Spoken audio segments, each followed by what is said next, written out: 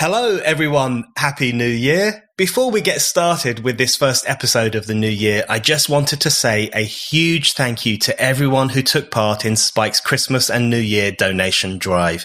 It really is no exaggeration to say that without the generosity of listeners and readers like yourself, Spiked wouldn't be able to do what we do. All of our content, our podcasts, videos, articles, and essays is free. And it's your donations that allow us to keep it that way. So if you've already made a donation, thank you so much. If you haven't yet made a donation and you'd like to, why not make one today? It's really easy. Just go to spiked-online.com/donate. One-off donations are brilliant, but setting up a regular donation is even better. It really helps us to plan for the future and for bigger and better things. So go to spiked-online.com/donate to make your donation today. A lot of these women on the left talk for working class women all the time, but not to them. I just think that working class women and vulnerable women are not a prop to make an argument against people you don't like very much.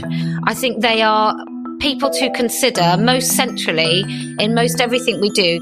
We get women who are survivors of rape who then can't access violence against women or rape crisis centres because they can't be sure that it's staffed by women. So if those women aren't the ones that I'm holding central to everything that I do, then I think that what I'm doing is not particularly important. Hello and welcome to the Brendan O'Neill Show with me, Brendan O'Neill. This is a podcast in which an esteemed guest joins me to talk about the big ideas, the bad ideas, the problems and the controversies of life in the early 21st century. In this episode, I am delighted to be joined by Kellie-Jay Keen Minshall. Kellie-Jay also goes by the name Posey Parker. She is one of the most outspoken and consistent defenders of women's rights and critics of the transgender movement. Kellie-Jay is the founder of Standing for Women, a campaign group that defends women's right to use the language they want to talk about their rights and their spaces. She is a regular on TV and radio, and she has organised numerous public gatherings to make the case for the right of women to associate as they see fit. She has been banned from social media sites and has been interviewed by the police, all because she has dared to push back against the trans lobby. Kellie-Jay is also responsible for turning the dictionary definition of a woman, adult human female, into one of the rallying cries of our time. So, Kellie-Jay, every time I've seen you on the media, on TV or radio, over the past few days, you've been up against a man earnestly explaining to you what a woman really is. And I was watching these clips and thinking to myself, I wonder if Kellie-Jay finds it surreal that she is in a situation in 2022, decades after the various feminist movements, having blokes tell her that she doesn't understand what a woman is? Or are you now just used to it and see it as part and parcel of life in a potentially misogynistic decade? How do you feel when you're faced with these men telling you that you're wrong about biology and wrong about women? I wait for them just to hang themselves, quite frankly, and make themselves look really silly. I've had a couple of really Partridge kind of moments where I'm listening to a man sort of almost finish off. I watched somebody today and they kept finishing off their female colleague's sentence with, yes, but it is rather extreme. So I think it just strikes me as deeply misogynist. And I hate using that word because I think it's very overused, but it's so apt in so many situations at the moment that these men genuinely, I feel, see women as lesser men because we don't have a penis. And that's kind of the be all and end all of woman, is that we're just not men. So it's really interesting how overt it's really become. So let's talk about, so you mentioned there that they say, well, she's a bit of an extremist and so on. Let's talk about your extremism. So your extremism, explain to us what the content of your extremist ideology is. Is it really just the fact that you think biological sex is real and people with penises are men, not women? This is basically what we're talking about. I think that's it. I think the extremist label comes in because I will also say it without flinching. And I think we're all supposed to now tiptoe around this highly oppressed minority, which they're minority in number, but not in power. And I always understood that when you talk about minority, you're talking about people who have no power.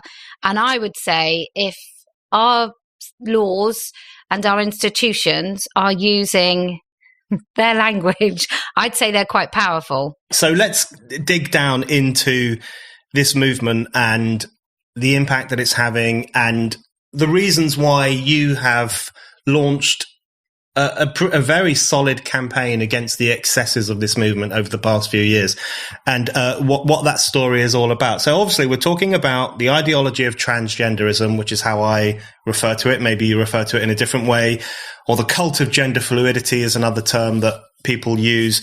We're talking about the notion that you can change sex, that a man who identifies as a woman should be treated as a woman, should be accorded the same rights as a woman to enter certain spaces, to enter certain sports, to stand for women's positions in politics and in their careers. So this ideology of transgenderism, and let's go back to the beginning. When was the first time that you remember thinking to yourself, there's something off about this. This isn't working for me and I need to do something about it. Do you remember that moment where you first thought, I need to take a stand against this notion that sex is a easily changeable phenomenon and a man can become a woman? Yeah, so it was 2015 and David Cameron had just been elected, and I think loads of people like myself on the left were really convinced that there's no way that after the shambles of the coalition that anybody would vote Conservative. And I guess I was in some sort of bizarre bubble where I had no idea really what was going on in the country. And so I joined this group called Awesome Lefty Women. And it was in that group that I began to see that actually these men weren't transsexuals. B, that they would invade women's space, like this particular group was for women. And then there'd be all these men in soft focus. And I'm talking like men, that look like they've only just ever considered the notion at 65 that they might be women. And all women were talking about politics. And these men would sort of introduce numerous photos of themselves in these soft focus photo shoots. And I remember saying to one of them who told this quite sexist kind of Bernard Manning type joke that ended up, the punchline was some sort of violence against women. And so I just said, oh, are you sure you identify as a woman? And then I just got really roundly attacked. Like, it was so vicious. It wasn't just him. He started private messaging me. But it was also women and you just weren't allowed to question it at all. So I think it was at that point that I realized, hang on a minute, if I'm not allowed to talk about this, then I think that's something that we really should be talking about. And so it gathered pace from there, and you ended up founding Stand-In for Women and doing various other campaign and writing activities. And of course, creating the slogan, adult human female, which is actually you just got from the dictionary, so that's very straightforward. A woman is an adult human female, which has become arguably the best known slogan of the women who are pushing back against this contemporary form of misogyny. As you started doing that kind of work, did you notice more and more people drifting away from you or looking at you and thinking, she's becoming an extremist, she's becoming a bigot, she's losing the plot? Did that happen quite quickly when you decided to take up this issue?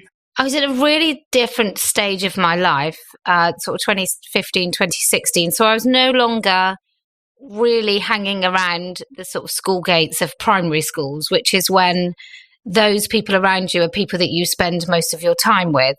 And I was a stay-at-home mother. And I'd also moved from a big city. Quite fortuitously, I moved out of Bristol in 2015. I think, had I been doing this in Bristol, in the very woke, champagne socialist part of Bristol that I lived, I think it would have been a very different story.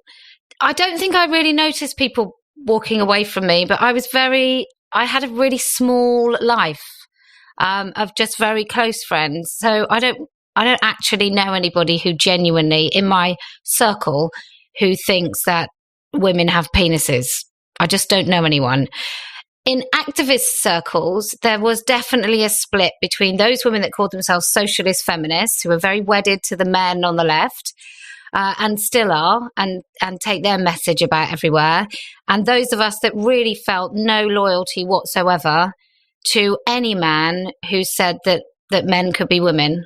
Some listeners, and more importantly, the vast bulk of ordinary people in this country will, as you know, will find it completely bizarre that it has become hyper controversial to say women don't have penises. And you have created stickers which say that, and people have put them on lampposts and various other places, and they're treated as hate speech.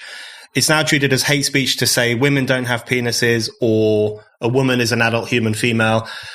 And you mentioned earlier on the difference between trans people being a minority, but actually having an extraordinary amount of power in political, cultural circles to influence the language we use, the ideas people hold, and so on. Why do you think there is this willingness amongst the political establishment and huge sections of the left to go along with such an eccentric ideology that most people would find crazy, inexplicable? How do you explain that kind of disparity? I think what's happened is, through courtesy and supposed kindness, people have stopped using words like woman and man. And so what's happened is, when you use those words, it becomes an extreme position. It's quite jarring. So I was recently on a Zoom call, and there was a particular woman who's an activist who I would say is relatively hardcore. Her and I don't necessarily have the same outlook, but I'd say that she definitely prides herself in working for women. And she said female-bodied people instead of the word woman. And I thought that can only be because she thinks there's something kind or courteous about saying that. And I just I am not giving up a single word that refers to women. I'm not sharing it, and I'm not going to stop using it at all. It just it's nothing that doesn't even come across my radar as a compromise I'm willing to make. There really is no better time to challenge yourself than in the new year. When was the last time you challenged yourself to learn something new, to really go deep into a new subject and expand your knowledge? This year, I've decided I'm going to do just that. Learn something new. For instance, I've always wanted to learn more about ancient history. So recently, I've been binging on the series Great Ancient Civilizations from Asia Minor, which is on Wondrium. Wondrium is the place for everyone who has ever wondered about anything. From the first episode of this series onwards, you realize just how much of modern Western civilization was actually born in what today is modern Turkey. It's where Homer composed the Iliad and the Odyssey, and where all 7 of the great ecumenical councils that defined modern Christianity took place. Every time I log on to Wondrium, I know I'm going to learn something new and something mind-blowing. Wondrium's encyclopedic content covers just about every subject: science, history, music, language, travel, religion, health, business, and on it goes. And there are so many formats in audio and video, from interactive how-to guides to documentaries and lecture series. All of it draws on a vast range of teachers, professors, and experts who will inspire you to keep learning. If you're a regular listener to my show, I know that you're going to love Wondrium. And right now, my listeners get a special free 22-day trial offer to celebrate this new year 2022. But you need to sign up through my special URL, wondrium.com/Brendan. That's WONDRIUM.com/Brendan.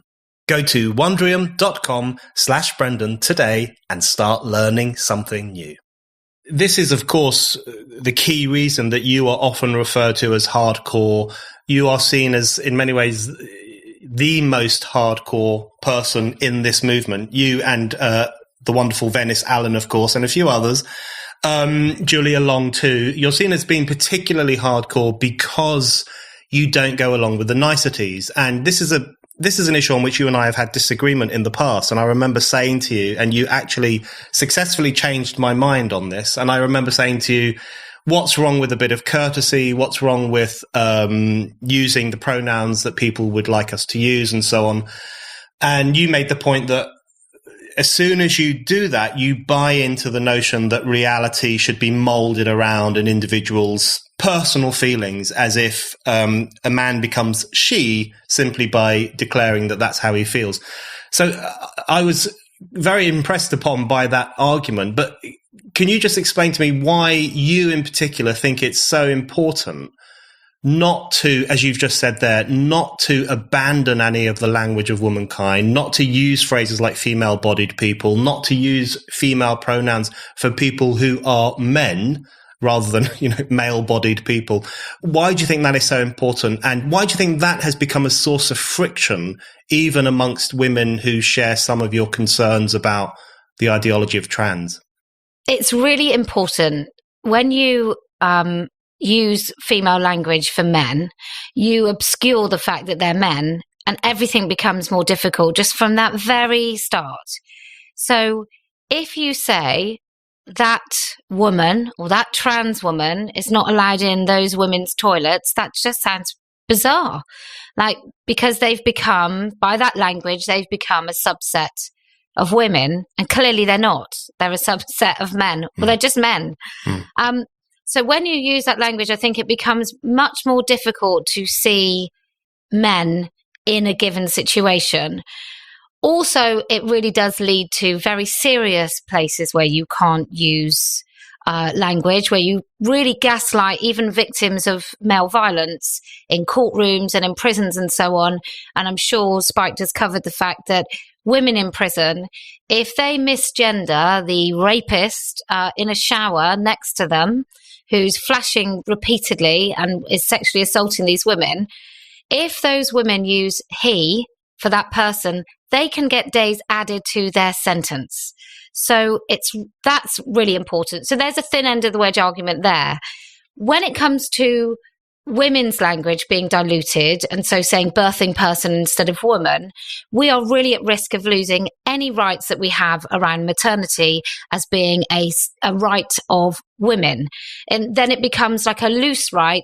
And then I think there's a case, it might have been in this country or in America, where a woman tried to take her employer to court or to a tribunal regarding breastfeeding, and she said it was sex discrimination, and they successfully argued that because some men breastfeed, it's no longer sex discrimination, and so she lost the case. She lost her place at which she could effectively argue about her female body, and that being something that was a point of discrimination with at work, and she lost the case. So in both instances, not using accurate language it just decimates our rights. I mentioned there that this is a source of tension between people people you associate with, some of the campaigners on your side. And I really wanted to ask you about this because one thing I've noticed happening recently, and maybe it's not that recent, but I've certainly noticed it,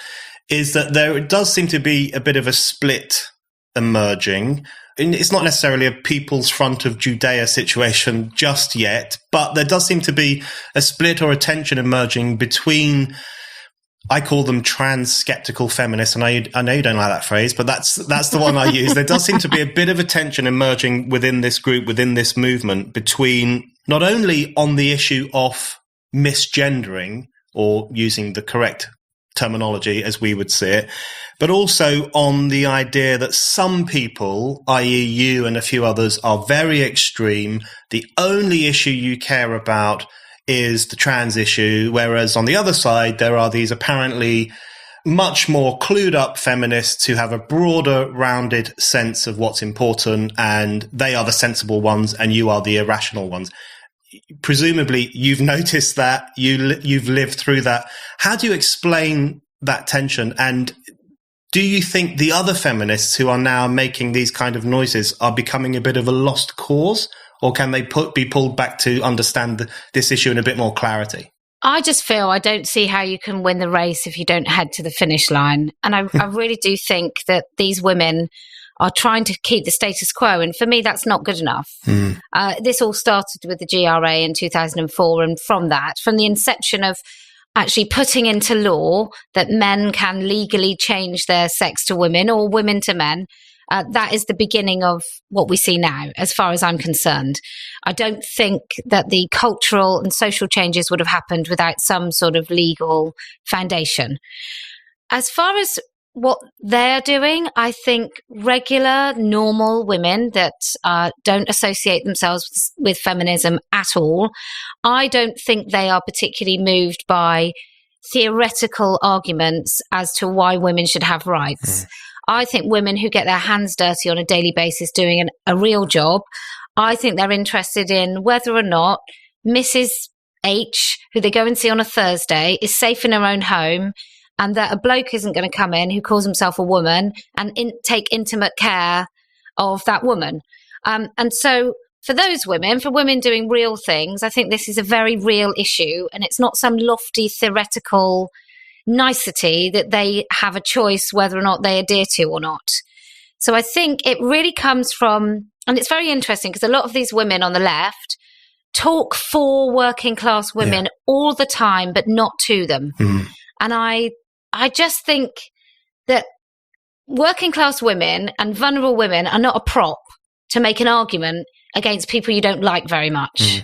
I think they are people to consider most centrally in most everything we do. Because look, let's face it, if I don't want to, I probably don't have to get into any situation where I'm actually going to be challenged by a bloke in a woman's space. I don't have to do that. I don't work. I live quite a free life. No one has great expectations of me, and I don't have to sign a dotted line in order to keep the house over my head. That is not the same for most women. And we do speakers corner events, right? Reformers Tree. And we meet there and we allow women to tell whatever story they want about their lives and a range of issues. We get women there who are survivors of rape, who then can't access violence against women or rape crisis centres because they can't be sure that it's staffed by women. So if those women aren't the ones that I'm holding central to everything that I do, then I think that what I'm doing is not particularly important. That's very well put. And I wanted to ask you specifically about, to begin with, the more extreme cases of women's spaces that are being potentially invaded by men, or in some cases actually having men inside them. And those extreme cases are, as you've mentioned, rape crisis centres, domestic violence shelters, prisons, women's prisons, where we can all agree these are places that house probably the most vulnerable women in the country, women who really need help, including prisons. Lots of women end up in prison out of desperation rather than some huge, massive criminal intent. So these are places that house vulnerable women, and yet the argument comes up from sections of the left that these places need to be open to all women, by which they mean men as well. So if you think about the Edinburgh rape crisis centres, for example, where it has been openly argued that men should be allowed in, men who identify as women should be allowed to use these centres. And if a rape victim, an actual female rape victim, complains about this, then their bigotry will be confronted, they will be called out, they will be challenged. And just think about the message that sends to vulnerable women, as you've just mentioned, who may need these services, but fear, A, that there will be a man inside that building, and B, that they will be lectured to by some feminist with a PhD about their bigotry. So how dangerous do you think this could potentially become in relation to helping women who are at their lowest ebb or who've suffered violence and really need that kind of assistance? It's just so scandalous, isn't it? Edinburgh Rape Crisis Centre, as you rightly say, is completely it's been parasitically invaded by a man who now is their CEO. And he's on the record of saying that when he came to this country, he was, it was all different in India where he came from. Well, India had a third sex or third gender, I think they called it, that you could become a third gender. That was recent. That was after he'd left India. So he came to this country as a man. He's legally recognized as male. And he applied for a job at the Edinburgh Rape Crisis Centre without ever telling anyone that he was actually male. And now he heads it up, and now his policies are stretched through. I mean, look, if you're working in those centres and you're working with somebody who calls himself a woman, how are you ever going to have a conversation about keeping men out of those spaces? It's just, you just can't. I mean, I blame him, but I also blame the women that let him in. I mean, what the hell is wrong with them? What the hell did these, like the feminists of old, I've interviewed Erin Pitsey for starting the first domestic violence shelters, and I'm sure you know her history, that she really did turn her back on feminism and had lots to say about the domestic violence sector.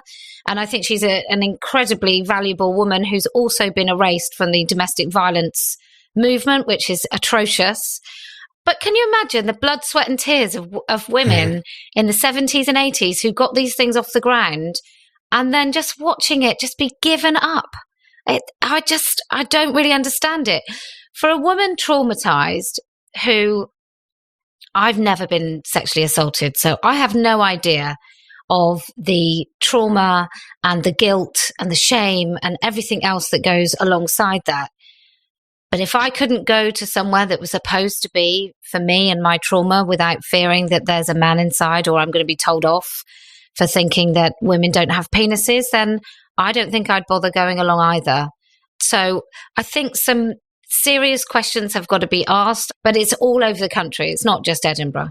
Hi, it's Fraser here, producer of this podcast. If you're a listener to this show, I'm sure you've heard me talk before about ExpressVPN, and there's a good reason for that. I can't stress enough how important it is to protect your online activity from big tech, who can track you, spy on you, and profit off you if you let them.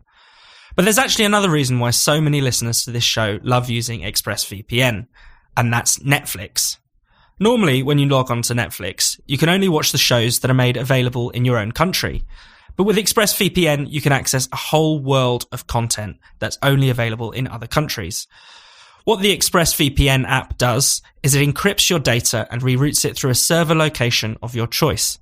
This not only protects your data, but also lets you control which country you want Netflix to think you're in. So for instance, I can easily access the hottest shows on Netflix US at the click of a button. ExpressVPN lets you choose from over 90 different countries. So every time you think you've run out of stuff to watch, you can just fire up the app on your laptop or smart TV, switch your country, and hit connect. Once you refresh the page, you'll get a brand new selection of shows, and it really is that simple. Here's the best bit. It's not just for Netflix. You can use ExpressVPN to unlock shows or sports or films on other streaming services too. If you're outside the UK, then you can use it to watch BBC iPlayer. And for UK listeners, you can use it to access content on Hulu. Look, there's a reason why ExpressVPN is the #1 rated VPN provider by publishers like Business Insider and, of course, by us at Spiked. So be smart, protect your data, and stop paying full price for streaming services while only getting access to a fraction of their content. Visit expressvpn.com/Brendan right now, and you can get an extra 3 months of their service for free. That's expressvpn.com/Brendan. Go to expressvpn.com/Brendan to learn more. Over the past year or so, there have been some flashpoint issues which I think have really shocked people. And I always measure this by thinking about friends and family of mine who don't particularly follow politics very much and read the newspapers occasionally, but aren't really particularly interested in what is in them.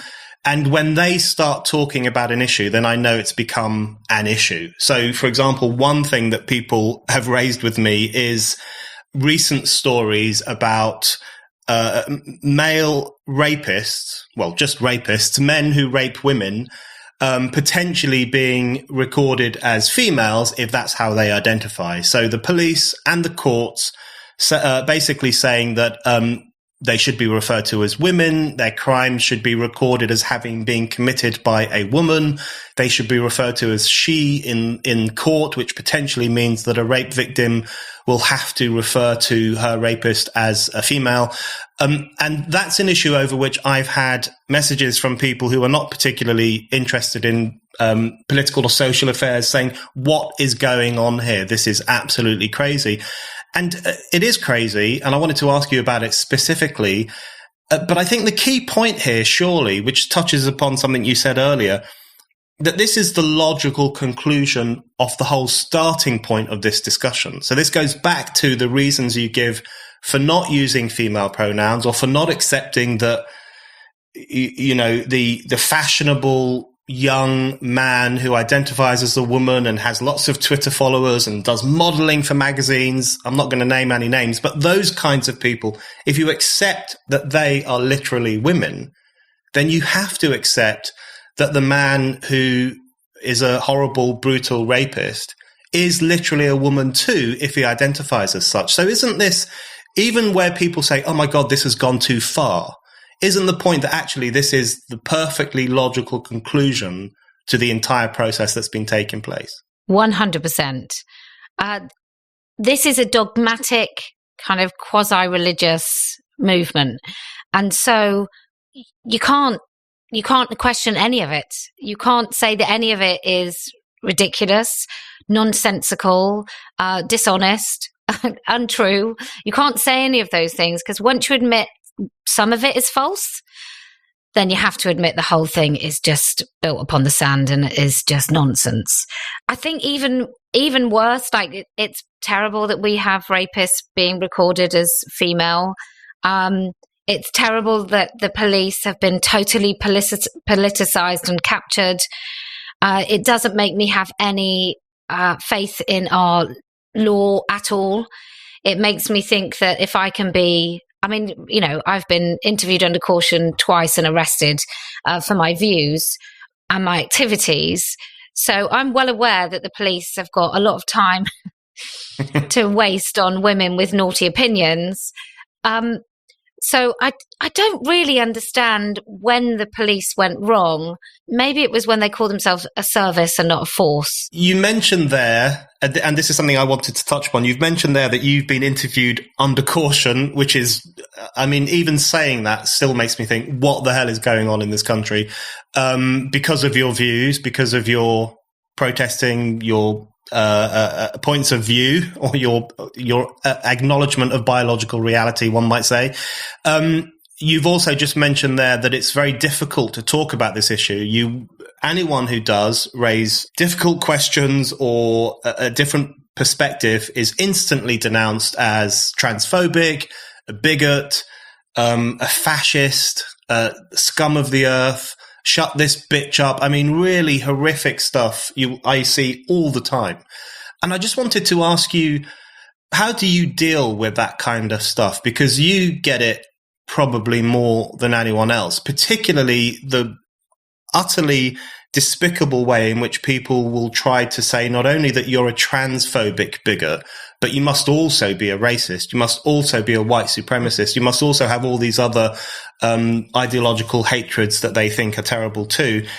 How do you deal with that? And have you ever been tempted to push back against people, whether legally or in some other form? Because it does surely become quite intensive. Yeah, well, look, I can take people on the other side saying whatever they like about me because I know I'm right. And so I have the certainty of being absolutely honest in everything that I do. And so I don't really, it kind of makes me think when these people say that about me on the opposite side, that I'm totally winning and they'll use anything to try and shut me up. So that's fine. And also I think when they say these things about me, it means that somebody else is going to talk about me. Somebody else is going to find out about the things that I might be saying and will most likely agree with me. So I am quite confident about that. I say frequently on my own YouTube that I never lose, and I really never lose. So it's not going to happen this time. When it comes to anybody I've remotely even considered getting sort of lawyers in, is some of the things that have been said repeatedly by people on my side. Like where I get my funding from. The suggestion routinely is that it's from the Christian right. You know, I'll facilitate them with my bank account if they'd like to pay some money in. But as yet, the religious right have been very uncharitable when it comes to donating any money to me. So it's little things like that that just get repeated frequently, and so much that it suddenly just becomes accepted that these are the things that I've done, that I was paid for by the Heritage Foundation to go to America to harass a so-called trans woman at work, when the truth of it was I paid to go to America, and I just happened to come across a man who is now a senator who had just finished a meeting with a Kennedy in which parents of 4 and 5-year-olds talked about transitioning their children. And I simply asked this guy some questions in capital. So those are the only things. But quite frankly, if I'm being talked about, I really do think that there is a possibility that someone will actually engage with the argument and will end up being on my side.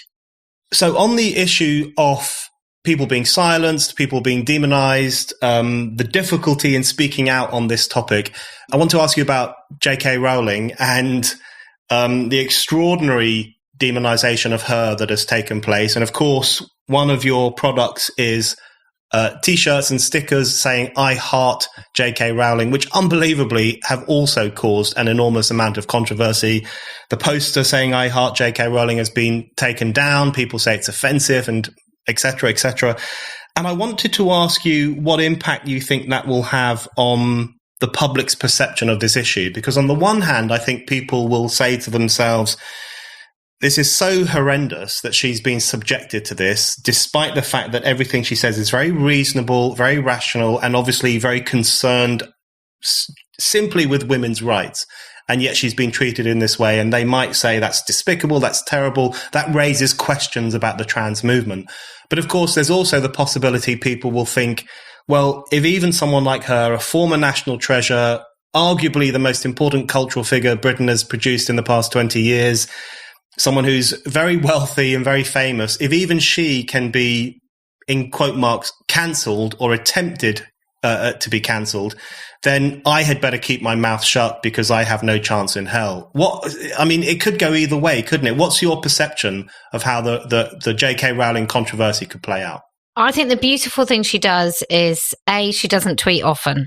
And then when she wrote the essay, she wrote a really full essay explaining her views, which I don't think anybody could read that and think she's hateful at all.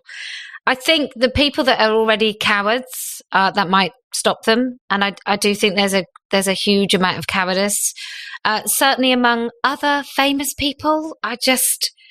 I'm really quite aghast that none of the grown-ups in the Harry Potter series have supported her at all.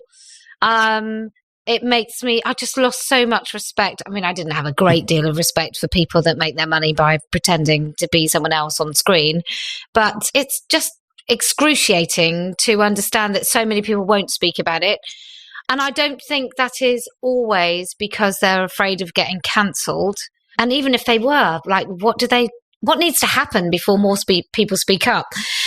But I think what J.K. Rowling does is she brings to the fore the fact that this movement is deeply misogynist and ultimately hates women and freedom and free speech. I completely agree with that. And you mentioned earlier that you don't like using the word misogynist because it gets overused. And I have the same feeling about that word. And I think lots of isms tend to get overused these days. You know, everything is supposedly racist or Islamophobic or transphobic, of course, or misogynistic. But in this case, it really is, because if you look at the way in which, I mean, firstly, there's the very idea that womanhood is such a flimsy thing that it can be adopted by a man with a click of his fingers, you know, change his hair, maybe get a boob job, there you go, he's a woman. So it presents this incredibly demeaning view of womanhood, which I think is inherently misogynistic. But also the way in which people like J.K. Rowling and yourself and others are insulted and abused very often has misogynistic undertones or misogynistic overtones. So J.K. Rowling is often referred to as an old hag, even though she's not an old hag. She's obviously threatened with sexual assault, rape, and so on. So to what extent, I mean, and I don't mean this in any conspiratorial way, but to what extent do you think the trans issue has become a cover for people to express a kind of latent misogynistic views that they hold? Or do you just think it's kind of gone in that direction? Do you think there are actually misogynists out there who think, this is a good issue on which I can really let loose my hatred for women? I think anyone that thinks it's okay to allow men into women's spaces must dislike women. At the very least, must dislike, discard, never having considered what a woman might feel about it. And often even in conversations where I'll say, well, women are uncomfortable, the response will be, well, that trans woman will be uncomfortable in the men's. And that's the end of it for them. You know, that man that is so distressed that he's willing to give up his penis, which invariably they don't at all anyway. But someone who's willing to give up their most prized possession must be the most tormented person on earth. I think that's the only way I can sort of get into how some men have felt about this issue. But you just can't discard women if you care about them at all. We're not considered human. I know, like, a long time ago, feminists were fighting for women to be seen as human. And I'm very much not a feminist. I have some really grave concerns with people that do call themselves feminist and stand under these like big show lights of feminism and do nothing that's remotely feminist, right?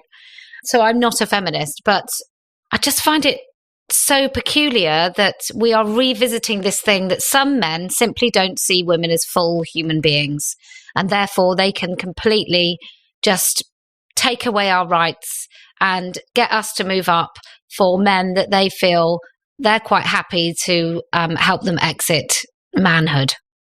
I used to think it was healthy to start the new year doing mad hours at the gym and going on a super strict diet. But you soon learn that those things can't last. If we want those New Year's resolutions to really stick and to become long-term habits, we need to change our mindset.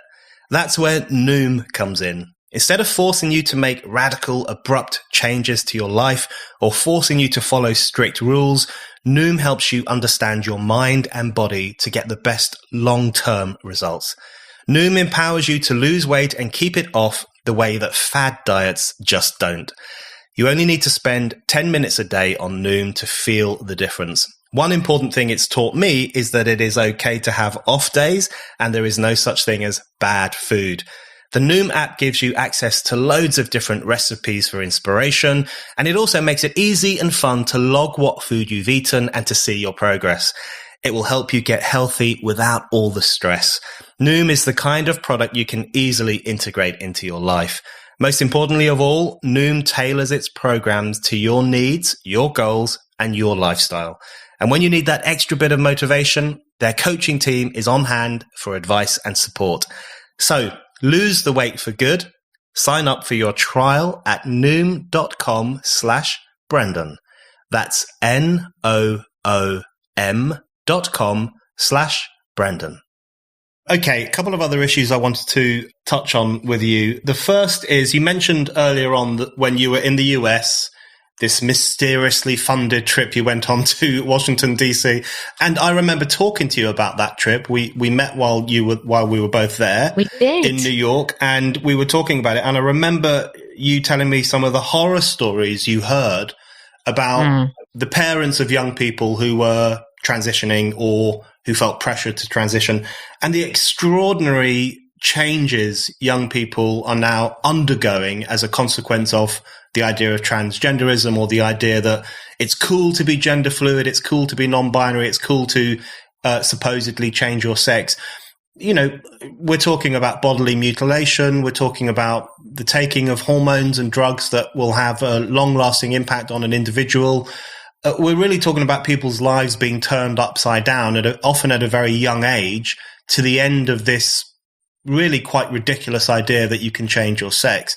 So explain a little bit about the impact that you think this ideology is having on young people, especially young women. There are growing numbers of young women who are now identifying as male or identifying as non-binary, distancing themselves entirely from the idea of being a woman and from their own bodies, with breast binding and other forms of repression of the female body as if it's something horrible and shameful. What kind of impact do you think that's having on young women? And is there anyone in officialdom do you think who's able to get a handle on that and kind of slow that process down? I don't know. In America, I mean, we're so lucky to have the NHS, not for the reasons that we're supposed to think, but this particular thing that actually it's badly funded, right? So you can't have access to really expensive surgeries. In the United States of America, and you may want to hold your breath, you can get something called nullification surgery. Now, do you know what that is, Brendan? No. So from your torso down, you can have basically a Barbie effect, whether you're male or female, and just have the necessary pipe work to the exterior of your body so that you can urinate and go to the loo. So that will be the removal of your belly button, the removal of all your external genitals.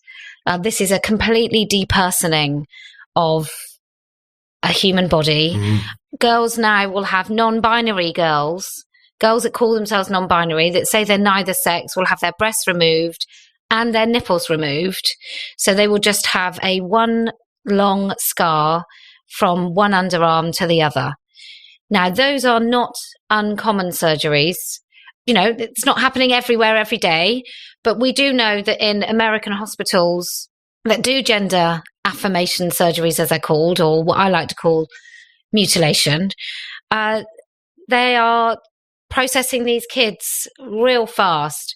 Now, it's not here yet, and I don't know if there is an appetite. I don't know whether we'll ever get there, but there are certainly surgeons with very sharp knives that can't wait to see if we progress into that absolute butchery of kids. If I'm a girl growing up right now, I'm so thankful that, who knew I'd be thankful to be heading swiftly to 50 in the next couple of years. But I'm so lucky. I'm so lucky that I didn't get to see my face every day 100 times and decide whether I'm good enough on a daily basis. I'm so lucky that we had to wait 2 weeks for just one or two good pictures of a 36 camera roll. But this sort of narcissism that I think is on acid for this generation of children. No wonder some of these girls want to opt out. If they're not going to play the game of kind of heading off to OnlyFans and getting totally validated by men who want to pay them to see them, then, what is the alternative? And it's not even just girls now. There is a rising number of boys. I interviewed a young man, he was 21, I think from deciding he wanted to have his testicles removed to removal was about 3 months. It really is extraordinary. And I think mutilation is it's a very strong word, but it's a very apt description of some of these procedures that are taking place. And I think one of the things that I wanted to ask you is what you think drives this, because I read recently a very good piece about the trend for young women in the US in particular at the moment to go off to university at the age of 18 or 19, and then they come home after their first term and they've got moustaches and they've bound their breasts and they are starting to have a slightly deeper voice and they've changed their name. And obviously many, many, many parents are deeply concerned about this. Do you think there's an element of hysteria? Is it a kind of a fad that's rushing through a generation and the adult society seems incapable of putting a stop to it? Do you think there is this kind of cultural pressure? I've been watching the reboot of Sex and the City and Just Like That, which is, number one, really awful and not fun at all. But also, it has all of these gender storylines. So the new star of it is a non-binary comedian who is they and them. She makes fun of Carrie and Miranda and Charlotte for being women. You know, this used to be a show about women. Now it's a show in which you don't even say the word woman. Charlotte's daughter, called Rose, is transitioning into being Rock, and everyone is using the name Rock. So you think to yourself, and I don't believe really, I don't think media effects are as strong as people often make out. I don't think people watch TV and suddenly, boom, they transform themselves and become something else. I don't think it's that straightforward. But when you build up this extraordinary amount of cultural validation off the idea that it is really cool and sexy to be non-binary, to be gender fluid, to not just be a boring woman. You know, who wants to be a boring cis woman these days? It's better to be something a bit more dangerous and cool. That surely has an impact on how young people perceive themselves and the potential measures they will take to become something else. Well, I think actually narrative is a really good way of coercing and manipulating a population. I probably agree with you that if it was just the media doing it, I don't think it would have any massive impact. However, it's everywhere. It's everywhere you look. And so these consistent narratives now, a transition on the television is not going to go through the 32 corrective surgeries that a girl might need if she decides to cut off her entire forearm to fashion into a pretend penis, cut off a big square of her thigh to repair her arm, maybe suffer necrosis of the thigh, then have to have another skin graft, or the fact that some of the outcomes of these surgeries are so bad and not reported that you end up urinating from an orifice where urine actually shouldn't be coming from. So I do think narrative is really important. I don't really understand why the media has taken this so much. But anyway, moving away from the media, what I think about young people, especially this generation who are going through these surgeries, is when I was at school, I wanted to work hard to get a good job so I could buy a house and find somebody nice to fall in love with and have a great job and have some children and have some sort of kind of progress through a life which I thought I would like. I don't know what these kids have got to go for. Number one, I frequently heard the word no when I was a kid. I frequently had to abide by rules. If I kicked back at all, I had some authority that would basically just hold the line. I don't think these kids have got that. I wonder if this isn't part of them trying to find a boundary, because I think kids with good boundaries and good rules actually are more safe and successful just in life, not necessarily, you know, in sort of economic standards, but just have a more successful life. And I wonder if these kids have really suffered from not having any boundaries or anything to aim for. Like when I talk to my children about rich people, I sort of say, imagine you were a billionaire. What have you got to live for? If you've got no purpose, then how quickly are you going to go insane? And I wonder, with this generation of children looking for something, most of them aren't religious. I'm not remotely religious. I'm a gold star atheist. I've never believed in God, but I do wonder that if these children had something to look for beyond themselves, whether or not their lives would be very, very different. I think that's a good point. The intense focus on the self has got to be destructive. And it's almost like the only site of transformation these days is one's own body. You know, as you said, in the old days, people sought transformation either through education or work or raising a family or politics or trying to change their community or society. And now the number of young people, the TikTok generation, who are myopically obsessed on themselves, on their body, on exactly where they fit on the gender identity ruler, is, I think, such an extraordinary, almost violent narrowing of what people think they can do and what people think they can have an effect on. So I think there's the shrinking of that idea of being a social being to just being your own body, your own self, I think is no doubt going to have a really destructive impact. A couple more things I want to ask you before we end. I want to ask you about We've talked about the misogyny in this movement, which I think is absolutely apparent and I think it will possibly get worse. The more that women like you start to make a fuss about this and the more that it becomes a controversial talking point, I think the more that some people will double down in their real hatred of the idea that women should have their own rights and their own spaces. So that's probably going to intensify in the short term. But then let's also, I want to ask you about the homophobia that seems to lurk behind some of this movement too. And particularly in relation to lesbians, particularly in relation to young lesbians who are increasingly told that it is a fetish to only be attracted to other women. You know, in the same way that lesbians decades and decades ago were called perverts, increasingly these days, young lesbians will be called weirdos and freaks if they only want to get with women, actual women. But also there is a trend that the BBC recently tried to cover, which is supposed trans women, i.e. men, pressuring lesbians into having sexual relations with them or whatever else it might be. And that kind of sexual pressure. And of course, not surprisingly at all, the BBC was completely hounded for covering this topic. It was huge petitions telling them to take the article down and so on. What do you think is the prospects for young gay people, lesbians, young gay kids, in this climate in which we are told that a man can be a woman, you can be a man with a vulva, you can be a woman with a penis? Surely that creates an extraordinarily confusing situation for people who are discovering their sexuality. I think when it comes to lesbians, and I've pondered this often, so these men want to be validated. And so the best validation surely is to be recognised by a woman, by another woman who then finds you sexually attractive.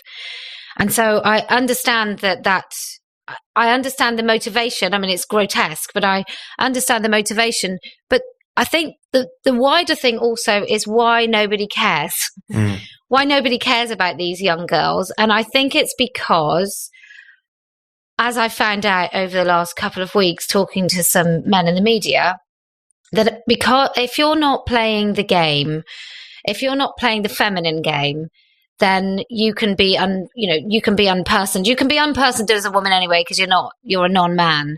But it's really striking that women who are considered masculine, who do make choices to not play the feminine game and who are just more, I hate using the word even masculine. But anyway, so they're sort of not seen as feminine women. And I think that therefore they have no use to some of these men. And most women don't have a use for some of these men anyway, but in particular, these women don't. I think that's why they don't care. It's just the same thing. It's the same reason as we are recording some of these rapists as female and we're letting them into other places, that if we admit that there is a Me Too moment for lesbians who are being pressured into sex by these men, and there's also young gay men that are going out with and having sex with girls who call themselves boys. So there is a boxer and a cotton ceiling, which are sort of ways to break through someone's underpants who doesn't want to have sex with you because they don't fit your sexuality or you don't fit theirs, rather.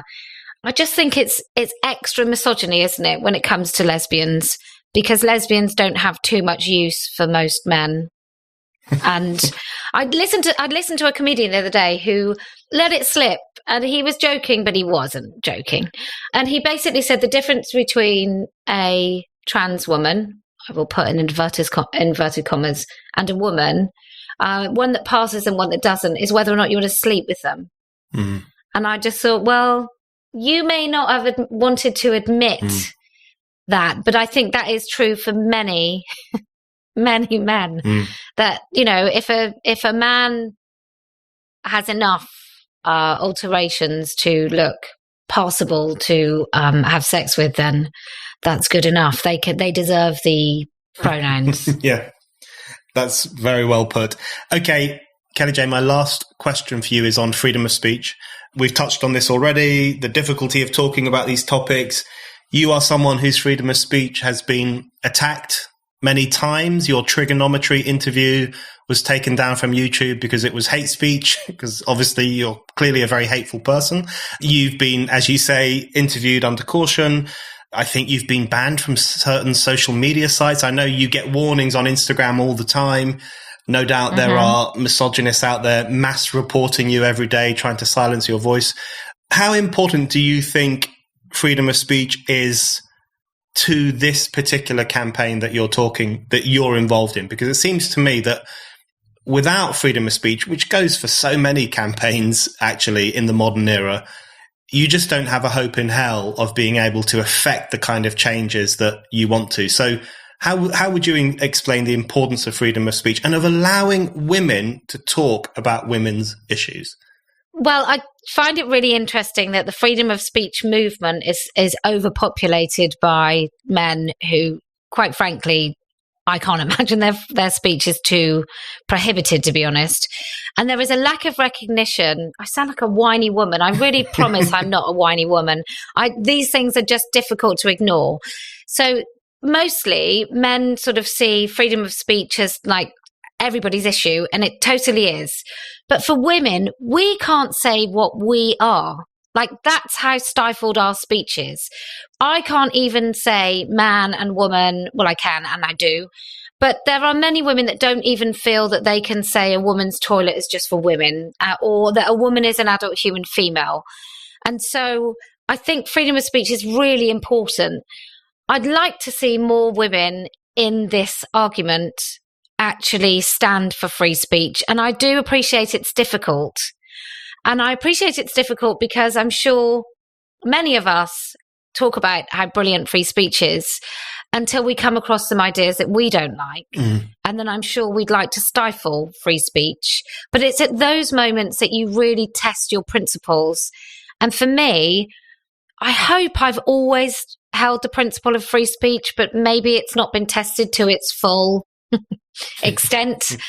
But I remember sort of the flashpoints with like Count Dankula, and I really don't understand people that watch world news, that watch what's going on in Hong Kong, in Afghanistan, in many countries across the world that don't have freedom of speech, and think that that is totally unrelated to what is happening here.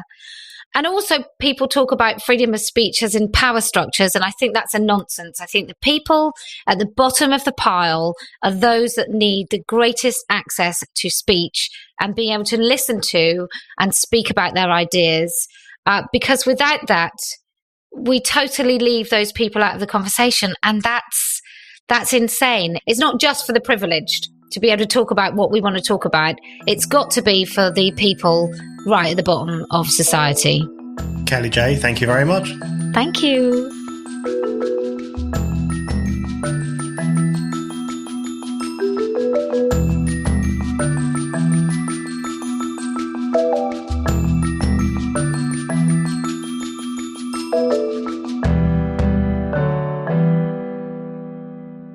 Thank you for listening to The Brendan O'Neill Show. We'll be back with another guest and more discussion. Don't forget to subscribe. And in the meantime, keep reading Spiked at www.spiked-online.com.